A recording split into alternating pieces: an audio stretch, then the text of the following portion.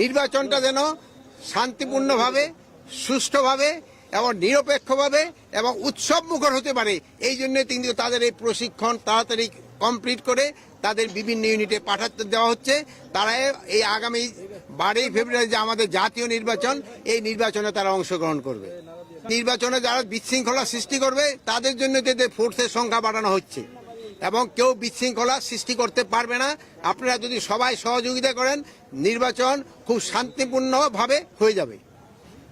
যেহেতু বৈধ রাষ্ট্র হলো মিয়ানমার, আর আরাকান আর্মি হলো দখল করে আসছে পুরা আমাদের যে রাখাইনের বর্ডারটা, এই বর্ডারটা পুরা দখলে আছে আরাকান আর্মির হাতে।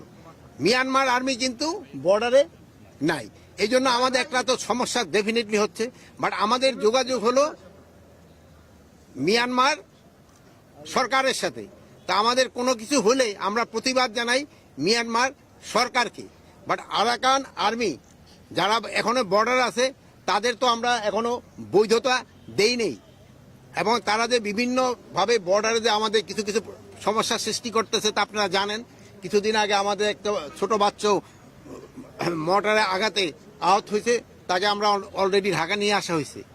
এবং মাঝে মাঝে তারা দেখুন মিয়ানমার সেনাবাহিনী এবং আরাকান আর্মির বিরুদ্ধে নিজেদের ভিতরে যে সময় গন্ডগোল লেগে যায়, সেই সময় অনেক সময় দুই একটা গোলা আমাদের সাইডে এসে পড়ে। এই জন্য আমরা প্রতিবাদ করছি এবং এটা যেন ভবিষ্যতে না আসে, এই জন্য আমরা সব ধরনের প্রস্তুতি নিচ্ছি। আর ওই দূরে থেকে যদি তারা ওই বিভিন্ন ধরনের কি বলে বক্তব্য দিচ্ছে, যদি তাদের এত সাহস থাকে তো দেশে এসে তো দিত। যারা পালাই আছে অন্য জায়গায়, ওখান থেকে তো পালাই আছে, চোর তো অনেক কিছু বলতে পারে, তারা পালাই আছে, পালাই ওখান থেকে বলতেছে, তাদেরটা কেউ শঙ্কিত হবে নাকি? যদি ওনাদের সাহস থাকে দেশের ভিতরে আসুক, আইসা আইনের আওতায় আইনের আশ্রয় নেই এবং তারা তাদের কথা বলুক। অন্য দেশে পালায় কথা বললে তো ওইটার কোনো ভ্যালু নেই। ভোটে দায়িত্ব পালনের ক্ষেত্রে কোনো ধরনের কোনো অসুবিধা হবে না। মানে কি, সীমান্তে তো সবসময় এই বাহিনী অলরেডি মোতায়েন আছে।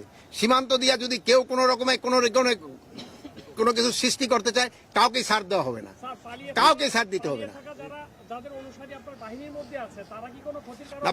পালিয়ে ছাড়া আমাদের বাহিনীর ভিতরে কোনো নাই, পালাই ছাড়া আমাদের বাহিনীর ভিতরে কেউ নাই। যেমন আপনাদের ভিতরে কোনো পালাই ছাড়া বাহিনী আপনাদের ভিতরে নাই, আপনাদের ভিতরে কেউ আছে পালাই এলার, ওইরকম বাহিনীর ভিতরেও নাই।